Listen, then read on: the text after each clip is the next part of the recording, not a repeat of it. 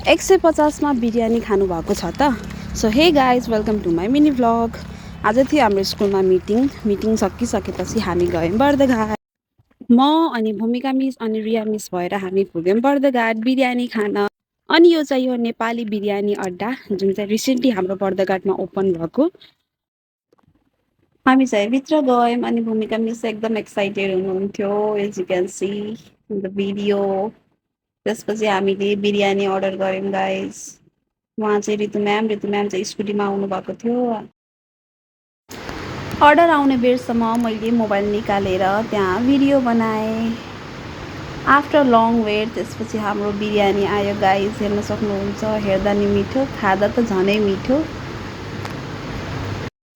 मिठो मानी सबैले बिरयानी खाएँ। त्यसपछि मैले पनि खाना लाएँ।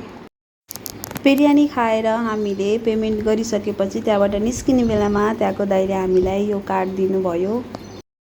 नेक्स्ट टाइम यदि हामीले यो कार्ड लिएर त्यहाँ आयौँ भने हामीलाई 10% अफ दिनुहुन्छ अरे। सो खाएर हामी निस्कियौँ घरतिर। Thank you so much for watching my short vlog.